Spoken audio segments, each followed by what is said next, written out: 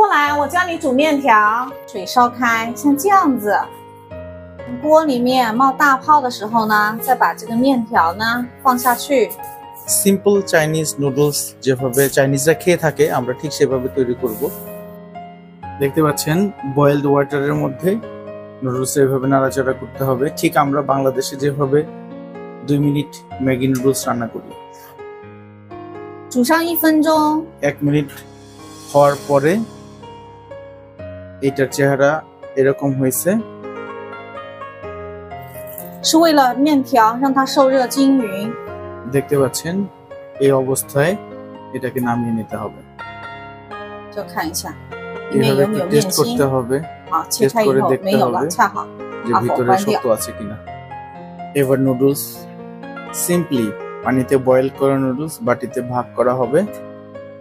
এটা আপনারা সবাই চেনেন, গরুর মাংসর সাথে গরুর ভুঁড়ি আর কি। এটা একেবারে সিদ্ধ করে নরম করে ফেলা হয়েছে চাইনিজ মশলা দিয়ে, এবং এই স্যুপের মধ্যে এই যে পানিটা আছে এটা স্যুপ, এই স্যুপের মধ্যে নুডলস খেতে অসাধারণ টেস্ট। একটা কথা বলে রাখা ভালো, চাইনিজরা খাবারের কালারের ব্যাপারে অসাধারণ চুজি।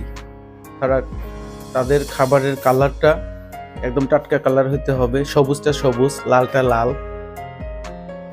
এটা হচ্ছে মরিচ, এই মরিচটা নুডলসের সাথে খাওয়ার জন্য অসম্ভব টেস্টি। এটা হচ্ছে একদম সাদা একটা জিনিস, এটার পানিটা খেলে আপনার পেট পরিষ্কার থাকবে, আপনি যে তেল চর্বিগুলো খাবেন এটা কিছুটা পাতলা করবে।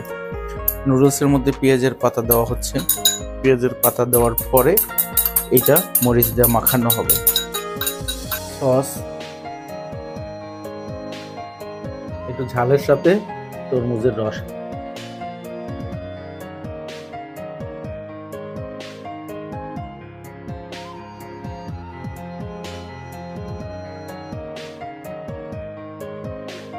নুডলস খাওয়া হয়ে গেছে, মরিচ কিছু আছে, তরমুজ ফিনিশ, অল্প কিছু আছে।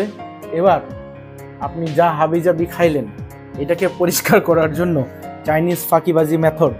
এর মধ্যে কোনো লবণ নাই, কোনো তেল নাই, যে কোনো একটা সবজি পানির মধ্যে ডুবাইয়া সিদ্ধ করতে হবে এবং এই পানিটাকে খায় এরা। এই পানিটা সাবানের মতো কাজ করে, আপনার নারী বডিতে যত চর্বি ছিল এটা সব কাটায় ফেলবে, এটা বিশ্বাস করা হয়।